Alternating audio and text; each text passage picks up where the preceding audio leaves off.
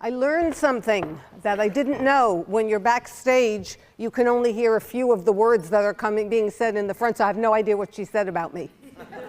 So hopefully she made up something. I heard something about tech guru, which I find hilarious. Any of you look at me this morning and as I walked out and said, there goes a digital native? Yeah. So I love technology because I love the power of it. But I have to tell you that my 9- and 7-year-old granddaughters who had an iPad for less than a year are so much more proficient than I am. In fact, they send me all these pictures with effects and things, and I have to say, how'd you do that? And then they explain it to me. It's really wonderful. Well, welcome to Napa. We are very happy that you're here, and you are here for 2 days. And you're having breakfast with us. You had breakfast with us, and you're having lunch with us. So I would like to make a suggestion that you find some lovely place in Napa to have dinner, which won't be hard, and then you come back here tonight for an unbelievable production of Les Mis by the Vintage High School Choir. As in, unbelievable. If I wore mascara, I would have run it every night that I've seen the show.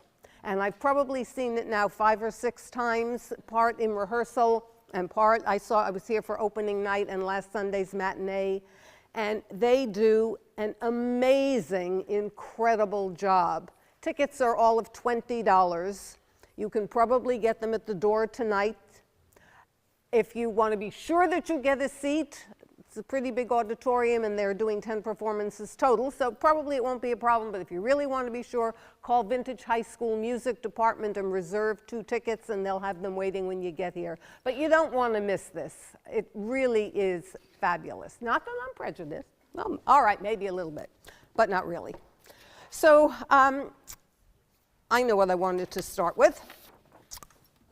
This is school. I'm going to give you a quiz. Let's get those brains going early this morning. Now, this is a tough quiz. First one is, how do you put a giraffe into a refrigerator? Okay, I just heard it.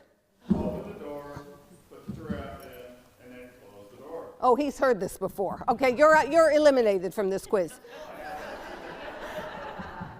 Now, that was a question to test whether you do simple things in a complicated way, because it was really very simple. Question 2, how do you put an elephant into a refrigerator? The wrong answer is open the door, put the elephant in, and close the door. The correct answer is open the refrigerator door, take out the giraffe, put in the elephant, and close the door. That was designed to see if you could think through the repercussions of your actions. Oh. Well, a lot of our teachers do wear mics in classrooms, which is a wonderful thing because it saves your vocal cords. I wish they'd had that when I was teaching. Okay, so number 3, the Lion King is hosting an annual conference. Yeah. All the animals attend except one. Which animal doesn't attend? Yeah, the elephant, because he's in the refrigerator. Excellent. That was designed to test your memory. Okay, even if you didn't answer the first 3 questions correctly, there is one more opportunity. Let's see if you can show your abilities now. There's a river you must cross, but it's inhabited by crocodiles. How do you manage it?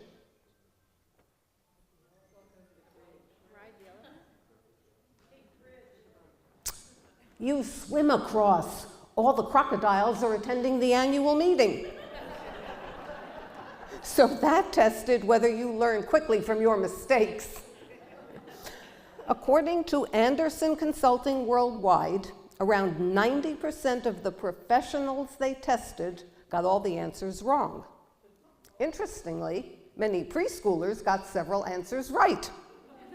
Anderson Consulting said this conclusively disproves the theory that most professionals have the brains of a 4-year-old. Okay, just being silly. So I wanted to start off by telling you I have actually a very strong, I don't need glasses if I'm not reading, do I? I have a very strong connection to adult education. The year was 1939. And any of you who are counting on your fingers and saying, I didn't know she was that old, just stop. The place was Sierpes, Poland, and my father-in-law, Boris Nemko, was a young man, 24, who lived there with his brother and his parents. His father was a bookkeeper, his mother was a stay-at-home housewife, and he and his brother were working. And there was a knock at the door. There were 2 Nazis there. And unlike what you think of when you think of Nazis coming, they didn't yell, they didn't scream, they just very quietly said, you will be out of your house tomorrow, or else. And they left. And so everything got packed up, and the next day there was a knock at the door, but this time there were 12 Nazis, and they yelled, out, raus mit you, and they had to leave, go to the center of town, join all the people who were there, and they were put on a train and sent to concentration camps. When they got there, my father-in-law and his brother were put on one side, his parents on the other side. They never saw their parents again. He never saw his brother again. My father-in-law was very fortunate because he was in a camp with other men, and they figured out how to tunnel out, dig underground, and escape. And thanks to the wonderful people, the good Christians in Poland, they lived in the Black Forest for a couple of years until the war was over. At the end of the war, the Hebrew Immigration Aid Society put him on a cargo boat, and he landed in the Bronx, New York. He had no family, spoke not a word of English, and a big $50. And he had to figure out what to do. So somehow he managed to get a job sewing shirts in a factory. And he found a very small apartment with his $50, probably had to share. But what did he do? First thing, he signed up for adult education.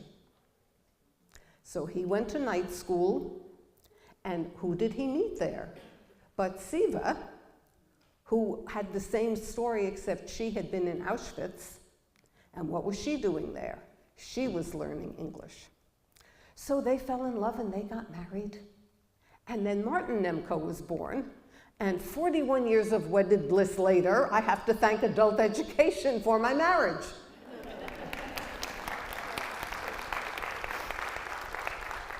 So what we know for sure is that adult education changes lives. It's pretty amazing. It's been doing that forever. And so if we look at adult education today, it's even more critical than it was before. As you look around the room, what do you notice about those of us who are here?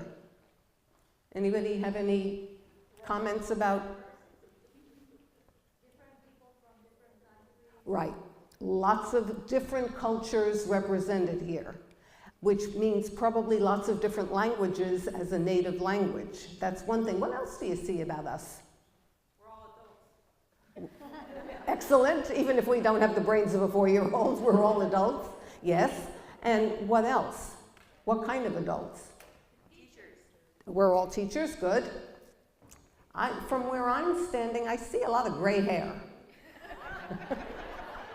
Now, this is not necessary. Don't have to have it. But we are an aging population. So we know that the baby boomers are retiring in record numbers. And that is leading to a huge skills gap, because all of the experience of all of the baby boomers is leaving the workforce. And the workforce now has more older people as they're getting to the edge and leaving. And the workforce needs more skilled people. We are moving more to a knowledge-based economy. Yet you have more immigrants entering the workforce. And so many of them, immigrants tend to fall into two categories right now. We have the very highly skilled immigrants who come here and work in Silicon Valley as engineers, and then we have the very low skilled immigrants who come here doing what immigrants have always done, looking for a better life. So the combination of them needing to learn English, needing to learn about our culture, and needing to get more highly skilled in order to get better jobs is causing a bigger need for adult education than we ever had before. At the same time, adults have more choices than they've ever had before because technology has given them many choices. Now, we use technology too. I'll tell you a personal story. At the young age of 60, I decided I wanted to learn how to tap dance. This is not necessarily a smart thing to do. Usually you tap dance when you're a child, and that gives you a certain ability. But no, at 60 I decided I wanted to do that, so I signed up for an adult education class at the college. And I took it, and then I took it again, and then I took it again, and I'm not terribly good at it. And there are lots of people my age in those classes, but most of them are people who studied when they were kids. And then I gave up and I stopped taking it. So last summer we were at a meeting, and my husband, who likes to pretend he's a talk show host all the time, was going around the table saying, okay, so what's on your bucket list? What do you want to do? And when he got to me, I said, I really want to learn how to do a simple time step in tap dancing. I've taken the class 6 times, and I still can't do it. And his next question to all of us was, so what are you going to do in the next 30 days? Okay, so I enrolled again, but still having trouble because they're all so much better than I am. So finally, what did I do? I went to YouTube. And there in my laundry room, which is the only place that isn't carpeted, I watched that YouTube video again and again and again and again. Now, I can do a simple time step. Can I do it well? No. I can prove that to you if you'd like to see it. It's pretty pathetic. Okay. So it's stomp, hop, step, shuffle, ball change, hop, hop, step, shuffle, ball change, hop, step, shuffle, ball change, hop, step.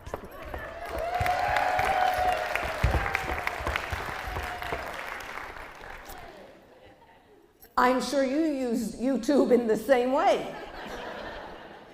The other way I use it is, we got a new refrigerator, and suddenly it says, change the filter. I am the least mechanically abled person that you've ever known, and where the hell is the filter? YouTube, Samsung French door refrigerator. And there's this lovely young lady, and she says the filter is in between the 2 crispers. Ah, there it is. Turn, pull, insert new, turn, finished. Oh my God. So technology is amazing in enabling us to learn things. And somebody said at some workshop I was at recently, any teacher who thinks they're more entertaining than a YouTube video needs to think again. Ugh. Oh, there's a problem. So what does that mean for us in terms of adult education and having people in our classes? Well, number one, the refrigerator is irrelevant, but because they don't have classes in how to replace the filter in your refrigerator. But the tap dancing class I'm still enrolling in. Why? Why do we want to keep enrolling in a class? You're interacting with other people. Huge. I got to tell you, tap dancing in my laundry room is a very solitary activity, and not one that keeps me going for more than about 45 seconds. So yeah, I can do a time step, but I don't want to keep doing it. I want to be in a class with a social environment where I am interacting with other people. What else? Well, you're getting exercise, and that's good. Yeah, but you're right. If I go to the class, I'm going to get 45 minutes to an hour of exercise rather than the 7 minutes I entertain myself with a YouTube video. What other reasons? You're going to learn from your fellow students. Yes, absolutely, because they will show me tricks that they've learned. It's hard for me to do it all by myself. What else? You're Right, I'm accountable, absolutely. I feel the need to show. I haven't put that YouTube video on in about 4 months now. But the class, you go every week. You're being reinforced by your success. Absolutely. Reinforced by success, and as an adult, I want to get feedback from my teacher. You saw a very simple time step, but you didn't see a good one. So now I have to get from where I know the basics to where I can do it to a level that someday I want to be in a show where they tap dance. That's my bucket goal. The only way to do that is to get a lot of feedback from my instructor about how I can make better what it is that I'm trying to do. So we know a lot of things about adult learners. And one of them is they're motivated, right? I didn't end up in the class by accident. It's something I decided I wanted to do. When we're talking about people who need to learn English and need to improve their skills, we know they are very motivated. That's a good thing. We also know that they've had a life's worth of experience. So they bring that with them. We also know that they're very practical. They generally come for a specific reason. They want to have a better job, a new job, they want to learn new skills. Those things are important, and they're motivated. You don't sign up unless you're motivated. But those are the characteristics that they normally tell you if you look at the research about adult learners. But there's another piece that they don't tell you, and that's the piece about many of them are fearful. Because here you are in a brand new culture, and English is something that you're not particularly skilled at for the most part. There are obviously more technical adult ed classes, but a lot of these people haven't had much education even in their own country, and so they have a huge fear of failure. And that will not be overcome by a video. The only way that that is going to be overcome is by success in the class, by feedback from your peers, from your teacher. That's why people want to come to class. So one of the things that we need to do is teach people about growth mindset. How many of you are familiar with the term growth mindset? Yeah, very popular these days. That's all you hear is growth mindset. Well, I didn't realize, as many decades as I've been in public education, I've heard a lot of terms come and go. And I didn't realize the power of growth mindset until we had Joe Bowler from Stanford University come and talk to all our teachers about math. How many of you are math's not your best thing? How many of you would describe yourselves as not good in math? Yeah, it's fascinating. And we tell that to our children, right? Oh, ask your father, I'm not good in math. Ask Aunt Susie, I can't do this. And that message is heard clearly by your kids, and they think it's okay to say, I'm not good in math either. Oh, yeah, I got it from my mother. Fascinating. Can you imagine any mother telling their kid, oh, I'm not good in reading, don't ask me that question? That would not be acceptable. But we say this all the time. And what Joe Bowler said was, it isn't that you can't do it, it's that you can't do it yet. And that three-letter word was so powerful for me as I stood like a fool in my laundry room watching that video. Like, damn, I can do it. I just can't do it yet. And if I keep trying, I will be able to do it. And so that growth mindset is something only you are able to give to your students. And that those markers of success are things that you can give your students. When I was working on my dissertation many years ago, that's a huge project, and it's so daunting. You think, oh my God, I can't do that. I'll never have the perseverance to do all that. And one of the things that my husband did was he drew a thermometer, and he hung it on the refrigerator. And he broke the job of doing this big thing into little steps. And every time I did one of the little steps, we had a family ceremony in front of the refrigerator. And we colored the thermometer in red. And it's like a bond campaign, you know how they show you, and we're this far and that far. That was huge for me to see that line go up. Your adult learners need the same thing. We need to see that, yes, we can't do it all, but we can't do it yet. We will, and to see something tangible that will show them that they are getting closer and closer to achieving their goal. That's what keeps them coming to class and not just using technology all by itself. So when we take away those fears and we show them that they are making progress, they kind of get that. That's a good thing. But there is technology, and technology can be an enormous help to us in our classes. So when we have kids in class, one of the things that we know we need to do is get them moving a little bit, right? Gets oxygen to your brain, does all kinds of things. So this would be a good time, if we could, to do our Go Noodle. If we can do that, I'm going to ask you all to stand on the assumption that this is going to work.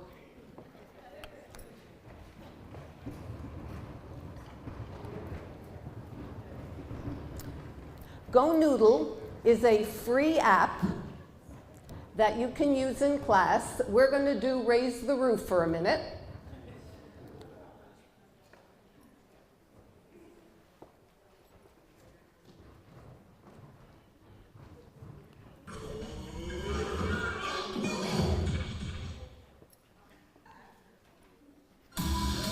Raise the roof to you kids. Use your body, get rid of all the obstacles so you can watch unity. Level 1.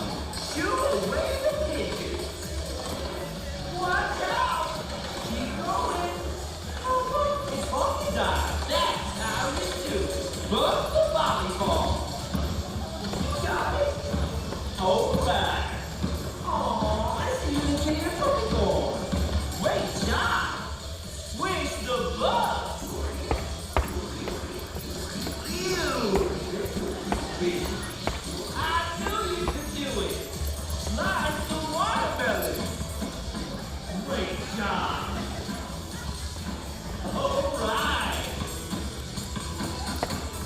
Raise the roof. Keep going.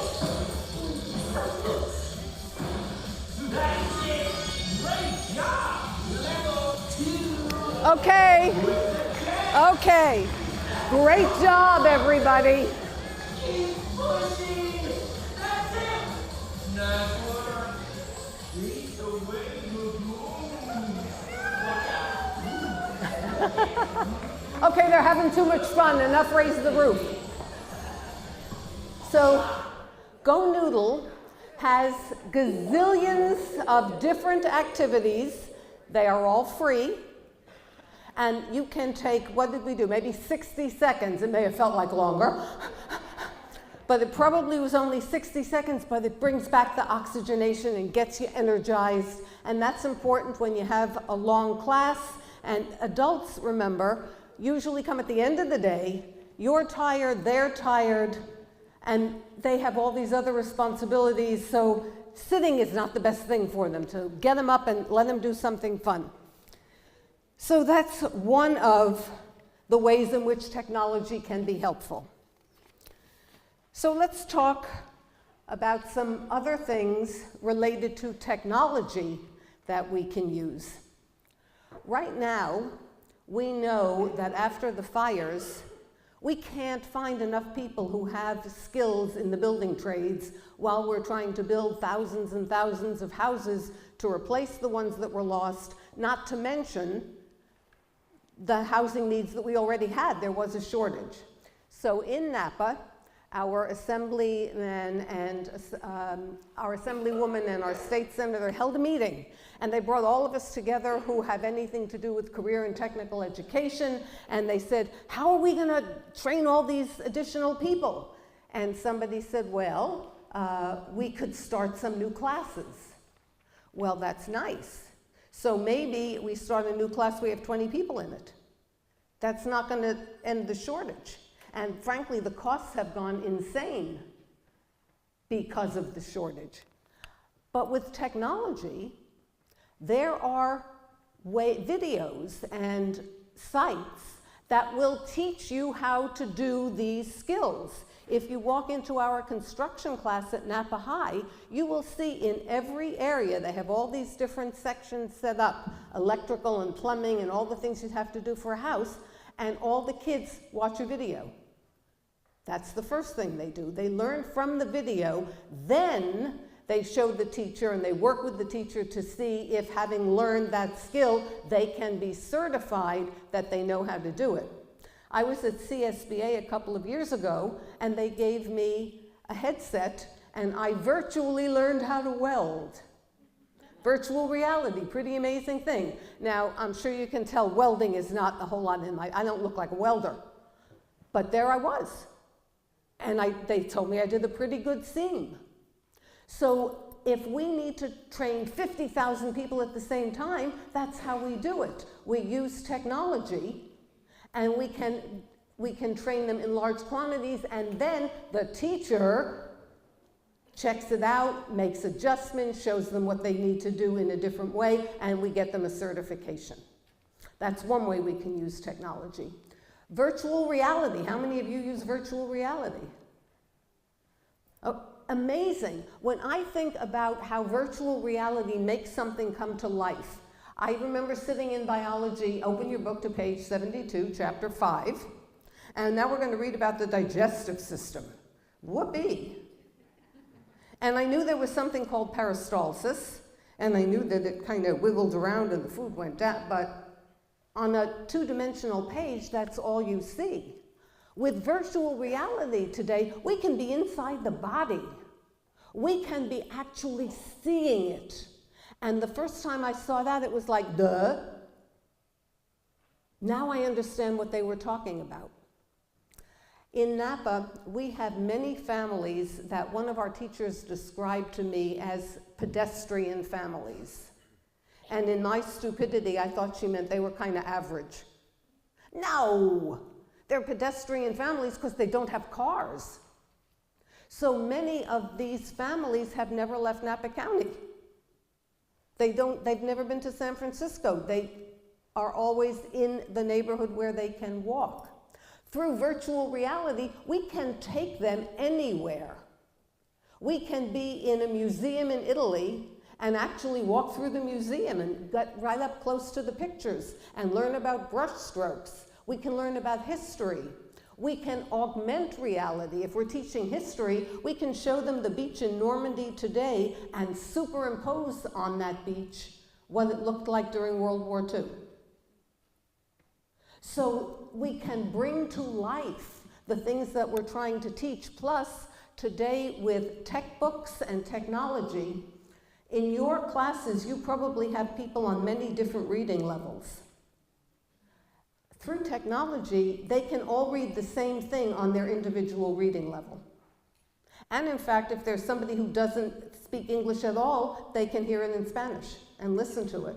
Books that read themselves, articles that read themselves. Achieve 3000 puts out a current events article every day that can go to everybody's email and on their individual lexile level, their independent lexile level.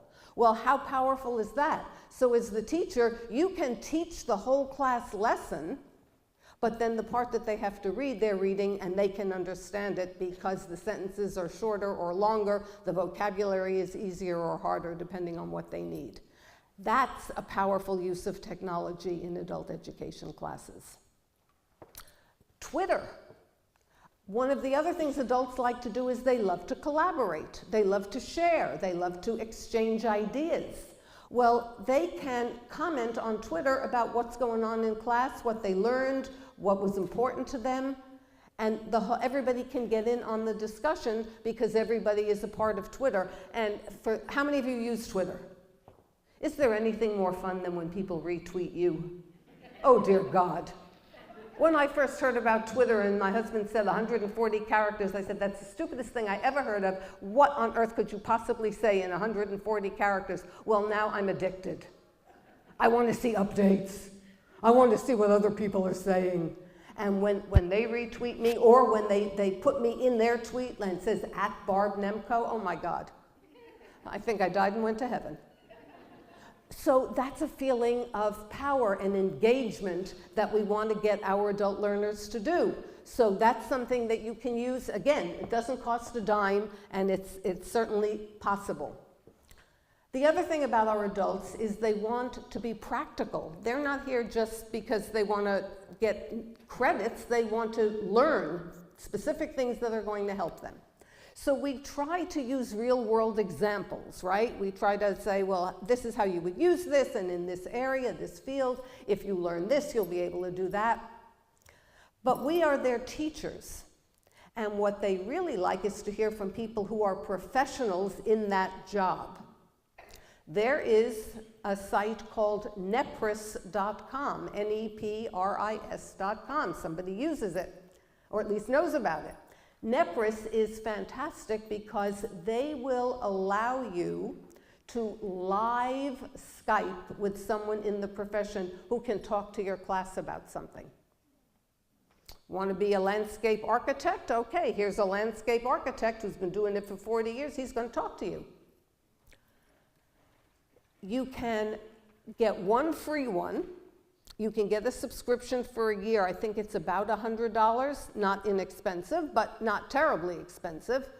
And they archive all of the videos. So for free, you can go to nepris.com, you can put in the particular vocation that you're looking for, and then you have a choice of different conversations that people have had with other classes. So that's a powerful way of getting people engaged. We all try to bring people into our classroom, but maybe you don't know a landscape architect, or maybe the landscape architect doesn't want to come in at 8:30 at night. You can have anybody that you want at any time that you want, and it's something that your students can do at home too, to learn more from someone who actually does that job. So that, Nepris, NEPRIS.com. One of my absolute favorites. Learning a language. Free apps for that too. You don't have to do Rosetta Stone. Duolingo. Duolingo has all the languages and it's free. I was really good. I tried Rosetta Stone. I did great with all the vocabulary and the grammar. Then we got to the pronunciation part. We lose certain abilities to make sounds by the time we're about 9 years old. I can't roll my R's and L's. I can't do it.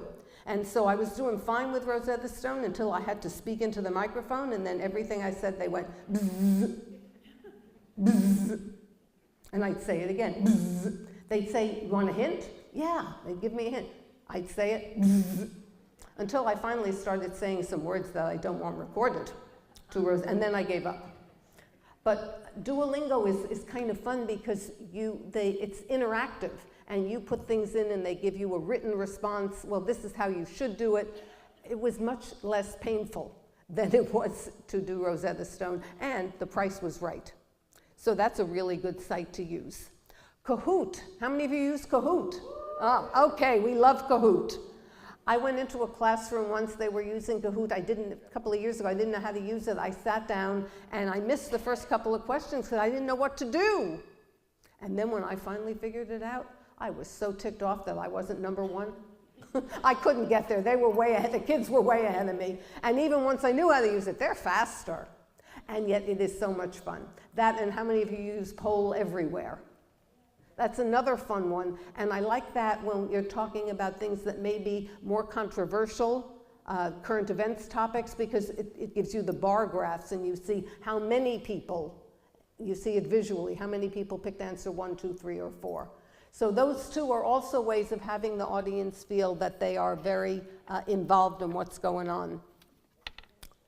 And then Prezi, if you use PowerPoint a lot, Prezi is just a fancier way of doing PowerPoint, and it's more engaging for your students. Prezi, P-R-E-Z-I. It's a presentation website. Because anything that we can do for people who are tired and maybe a little cranky at the end of the day to make it engaging is a good thing. So the other thing, what do we do when we have competition? I think how many of you do most of your shopping now on Amazon? Guilty. Okay, right, guilty. Sure we do, because it's so easy. How many of you bought something while you're listening to me? No, you don't have to tell me.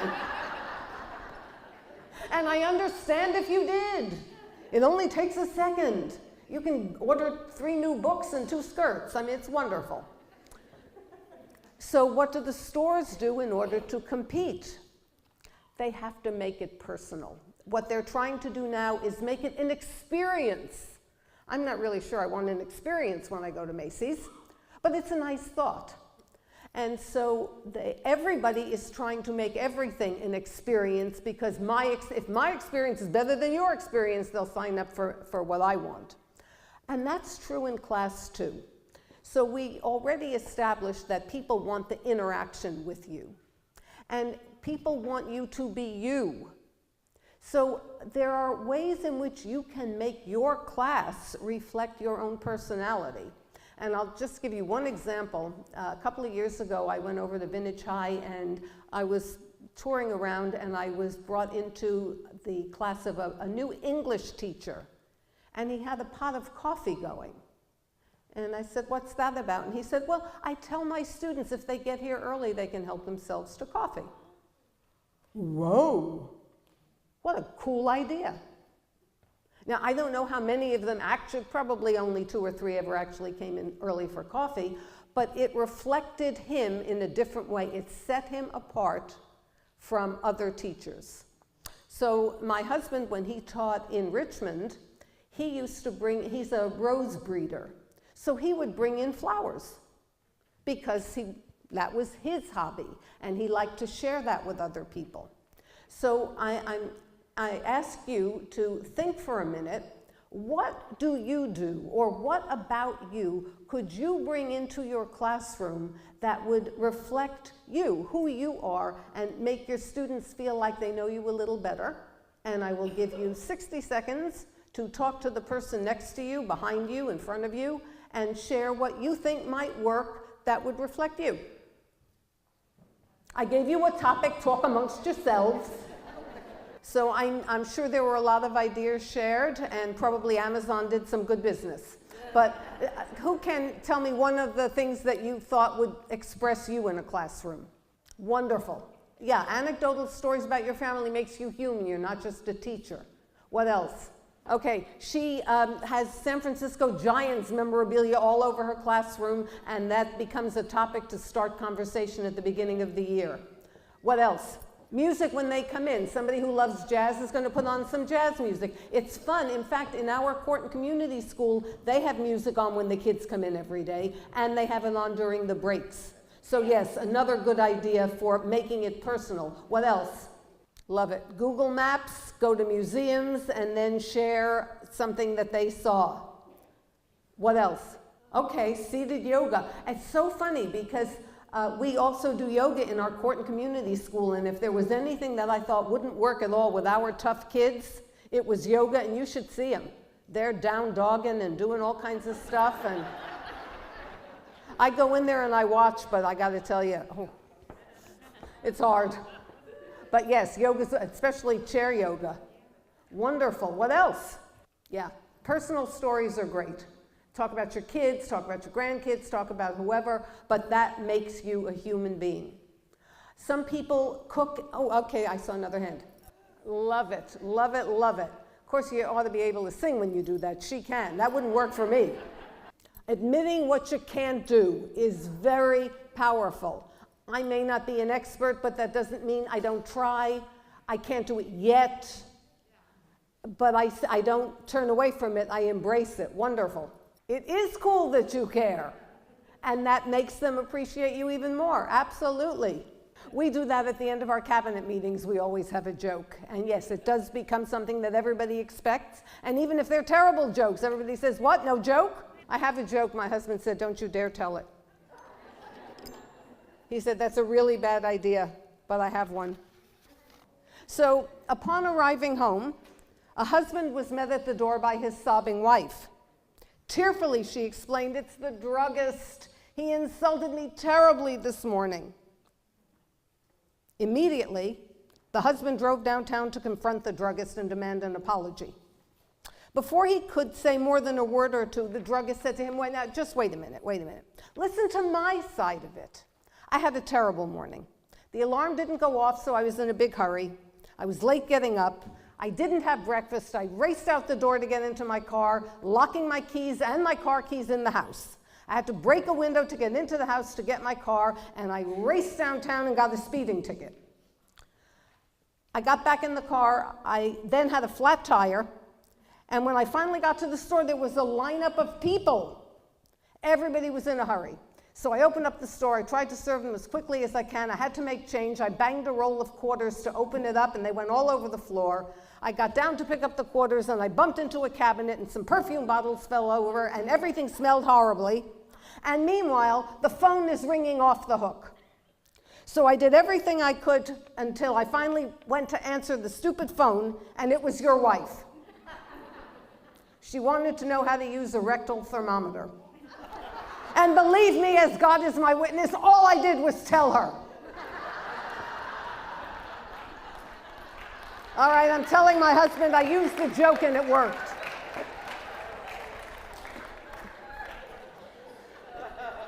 So yes, we all like to hear jokes, we all like to have a good time. And that only took another 60 seconds. So one of the other things, one of the purposes of adult education is also to help parents prepare their children for success in school. So one thing that we use in Napa County, because our preschool population is about 85% Hispanic, and most of the children speak Spanish as their native language, we don't have every kid in preschool because there aren't enough preschools, there isn't enough money, and you have to be very low income to get into our state-funded preschools. So a lot of kids are either at home with their parents who only speak Spanish, or with an aunt or uncle while they're, an aunt usually while the parents go to work. So we realized that this achievement gap that we've been hearing about for the last 5 decades or 6 decades is not an achievement gap that starts in school, it starts before they get to school. And they call this the 30 million word gap. A child who comes from a professional English-speaking family hears 30 million more words by the time they enter kindergarten than the child who comes from an English-learning family or a low-income family. Think about it. When you bring the baby home from the hospital, do you start talking to that baby? Oh, wait till you see your new room. It's so pretty. Look at that mural. Oh my, do you see the giraffe? Giraffes are so tall. And we're gonna take a nap now, and then when you get up, we're gonna have some lunch, right? We narrate the day. But every culture doesn't do that, and it typically happens more in middle to upper class families. So I used to think that my daughter, probably if she could have talked, would have said, "Shut up already," because I never stopped. Just talk all day long. So how do we give children who come from homes that don't speak English, or who come from homes where the culture is not to talk all day to the child, how do we give them that experience? Because the other piece of that is when we talk, we do something that they call serve and return. So I might say to the baby, "Do you see that mural?" Pause. And that indicates I want them to say something, recognizing that at 3 days they're not terribly conversational, but I still let them feel that, so that as soon as they can make words, they're going to answer, which is always interesting. We say we spend the first 2 years saying, "I wish they would talk, I wish they would walk," and then the rest of their childhood saying, "Sit down and shut up." But so we want to give this experience to poor kids, and first 5 is wonderful. They say talk, read, sing to your baby, which is great if you know how to read, but many of our parents don't know how to read in Spanish either. So we use an app that reads to the children. We give it at no cost to every family in Napa County that has a preschool child. It's called Footsteps to Brilliance. And it's an app that goes on any smart device, iPad, smartphone, computer, and there are libraries of stories that you just touch the button and it reads out loud to the child, and you can toggle back and forth between English and Spanish. So a parent who doesn't speak English can listen to the story in Spanish first and then go to English, and that way we also teach parents, you put the child on your lap just like it was a book, only the book reads the story instead of you. But what advantage it has over just a regular book is that in a book, it's flat. You read it, you have inflection. On the iPad, it's interactive. So if we're reading a story about a picnic, you can touch the ants and they'll start marching toward the food. You're reading a story about farm animals, you touch the cow and that cow may go moo, which if you're 3.5 is pretty hot stuff. So each picture may have a number of places on the screen where the child can touch and something will happen, and there's music too. So for a child, what did your kids say when you finished reading a story? Read it again, read it again. So by the time they've asked 17 times for you to read the same story, you're thinking you want to throw the kid and the book out the window, but the iPad doesn't. No inflection, no anything. It cheerfully reads it again and again. And then what happens for the kids who are using that app is they will memorize the story the way your kids memorize the book, and they will know exactly what's the last word on that page, and God forbid you turn the page and didn't say that last word. They'll say, you skipped a word, go back. But that's how they learn how to read. And that's how they come to school prepared to read, because if I gave you a book in Spanish right now, you might be able to pronounce the words, but if you don't speak Spanish, it wouldn't mean anything. You have to have the vocabulary behind it to know what it means when you're reading. It's talk out loud, but you have to understand the talk. So that app has been extremely powerful for getting our kids ready. It also has phonics apps, and it tells nursery rhymes in English and Spanish. Kids can record themselves reading into it. And that's how we close the achievement gap. We don't wait till they're in school and that 2.5 to 3 year gap carries with them all through the 12 years. That's the definition of insanity. We've been trying to close the achievement gap for 5 decades, and when you do the same thing over and over again and you expect different results, you're nuts. So we said, let's try something different. Let's close the achievement gap before they ever enter school. And guess what? There was an unintended fabulous side effect. The parents tell us their English is getting better. Because as each word is said aloud, it is highlighted in the color red. So if a parent wants to learn a specific word, they can tap on it in Spanish and then change it to English, tap on it in English, and now they know how you say that word in English. Phenomenal way of fulfilling one of the purposes of adult education at the same time as helping kids be successful in school. And we have seen our teachers who've been teaching preschool for more than 30 years, who when we first said that we were going to use iPads, stared at me like this.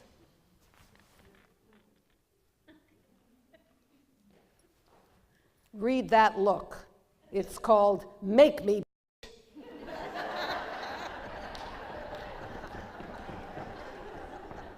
Because preschool teachers don't believe in technology. I get that. But technology is powerful. And now that we are 4 or 5 years into it, if I tried to take it away, they'd lynch me. Because they have seen the power.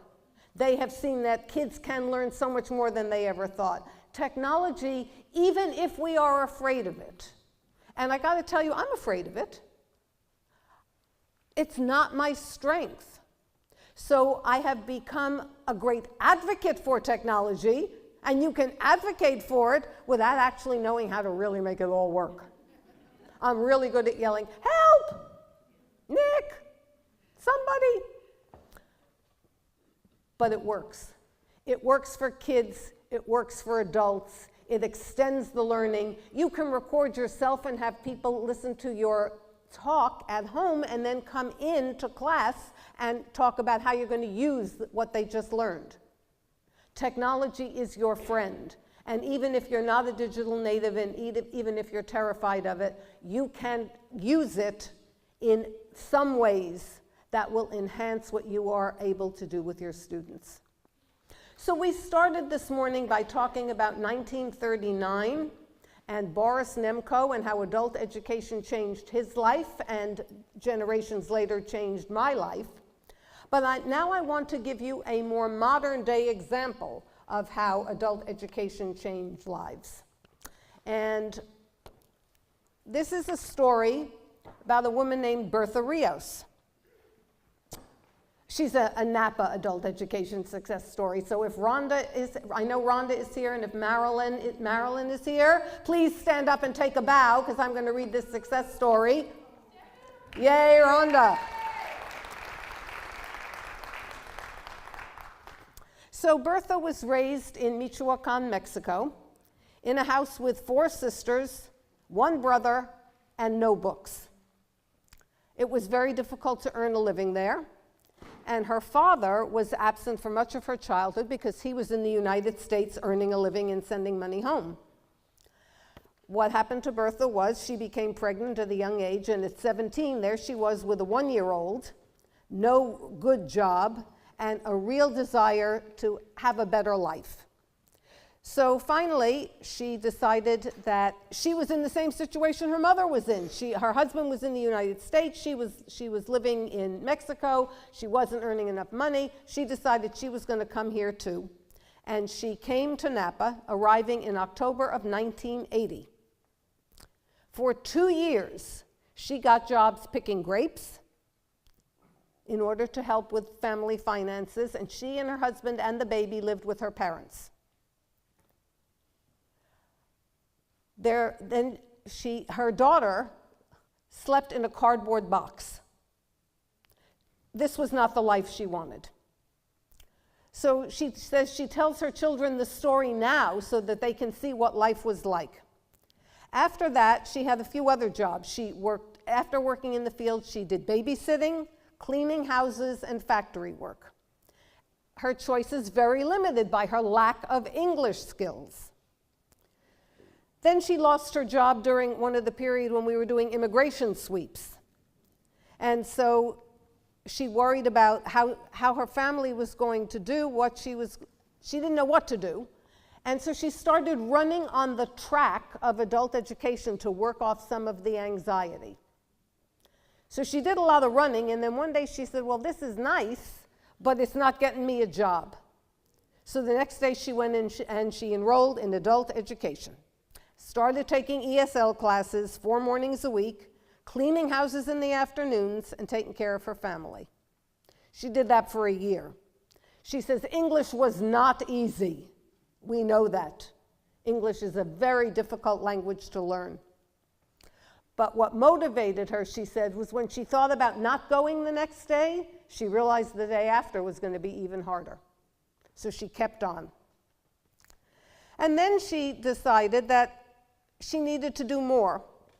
And so she continued to learn English and finally got a 6-hour-a-week job as a bilingual aide at the adult school. Then she transferred to Napa Valley College, where she took ESL and general ed classes, but with no particular goal. Once her English got better, she realized she could do more.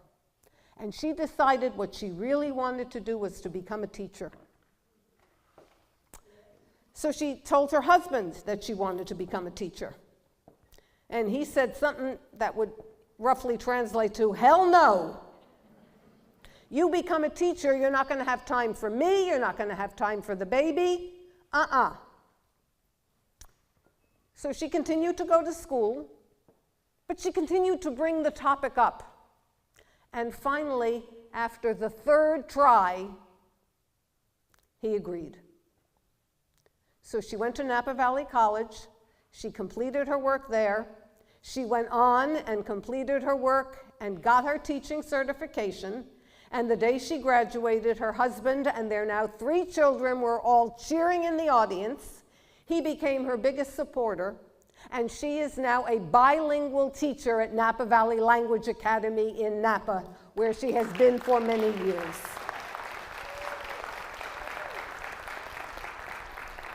You change lives. You give people hope. You improve their conditions and help their children. God bless you for what you do and keep on doing it. Thank you.